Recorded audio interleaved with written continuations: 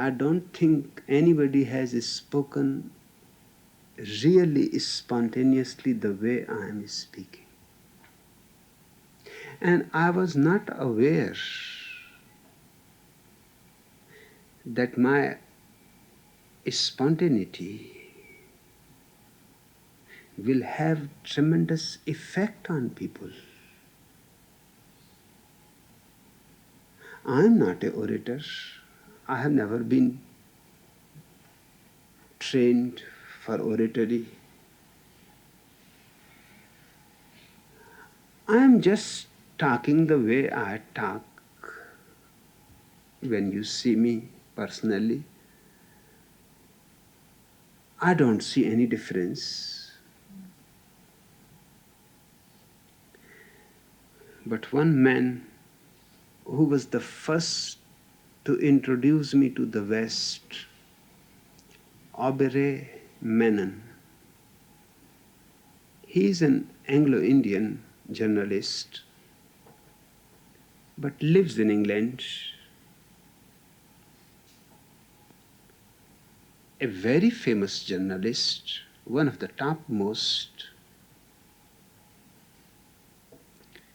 He was the first man to introduce me to the West. He wrote the first book in which he mentioned me. His book's name is The New Mystics. Not only he mentioned me, he has my picture on his cover.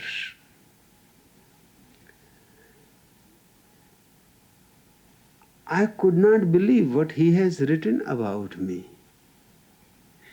He has written that he has heard the greatest orators of this century: Winston Churchill, Adolf Hitler, Jawaharlal Nehru, President Kennedy. All the names he has given, that he has listened to these people,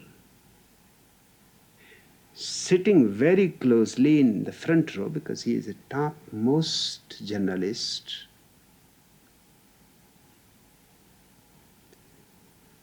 And he says that he was never influenced by anybody the way he was influenced by me. I could not believe my eyes. I said, what this man is talking about? Adolf Hitler is a great orator. Kennedy is a great orator. Jawaharlal was a great orator. Winston Churchill is a great orator. And he is comparing me, who is not an orator at all. What has impressed him? He says, what has impressed me is that I could see simply that this man is absolutely unprepared. He does not know what he is going to speak next, but somehow everything falls in line. His sentences are small, conversational, as he is talking man to man, not to a crowd. Because when you are talking to a crowd, you are talking to the walls. You are not human in your talk.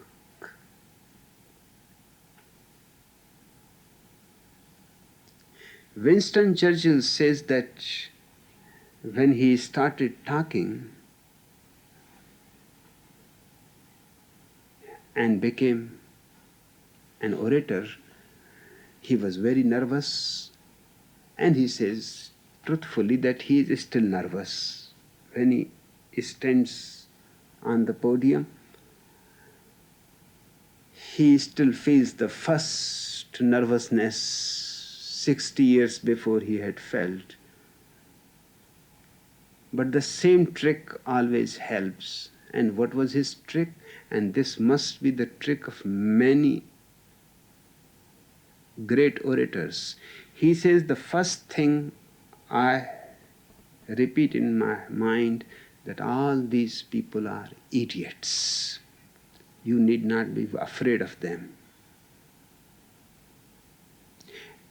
And once I settle it in my mind that these are all idiots, then I start speaking.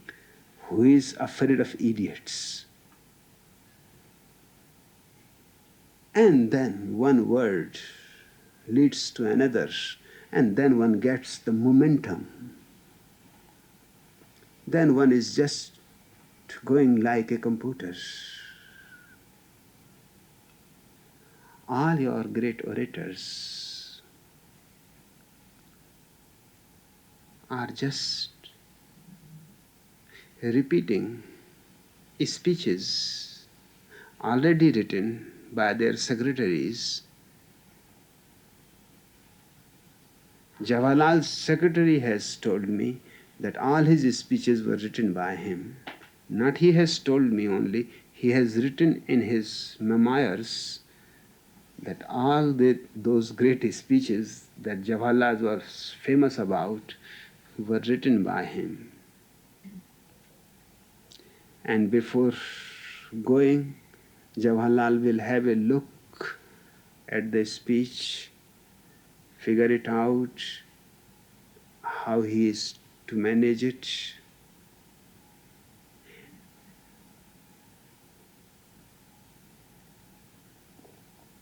But with me it is totally a different matter.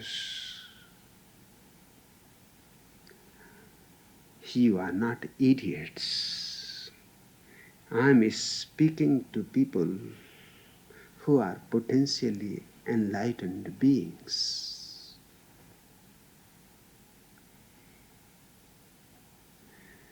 I am speaking with immense respect and love. And I have never felt any kind of nervousness because I am not an orator. I am just conversing with you.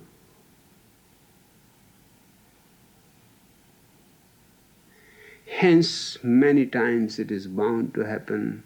I will tell a story only half, and then wherever the wind blows, my cloud starts moving.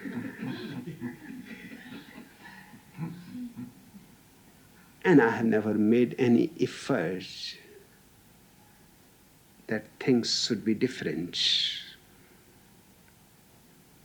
I want to remain absolutely spontaneous.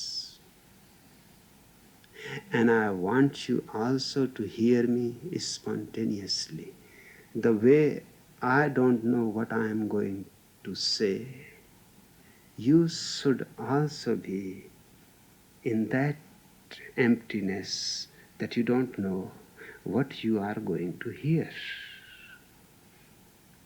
Then there is a possibility of a transmission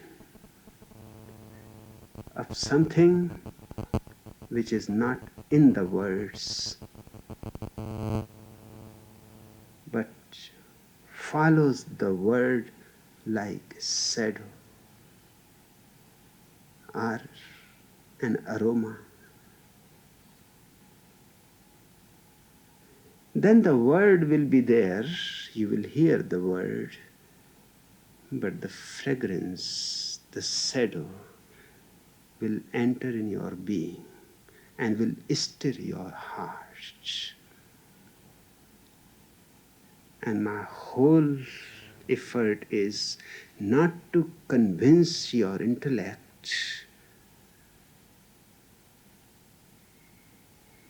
but to have a little love affair with your heart.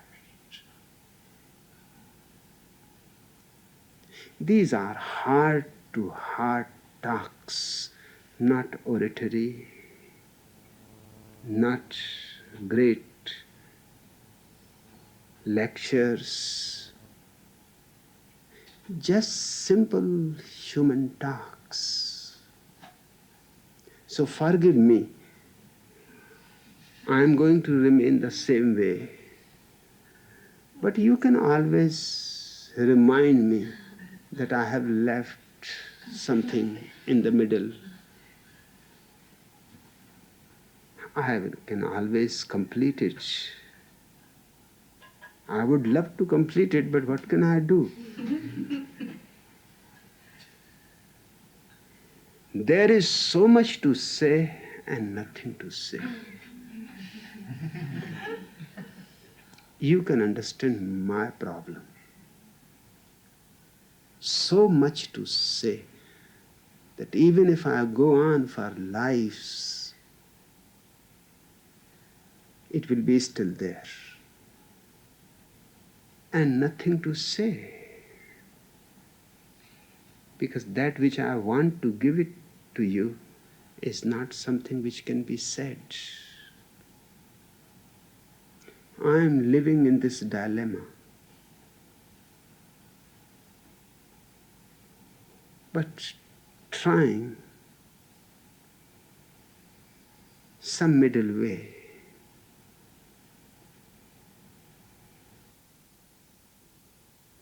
And I have the feeling I have found the middle way.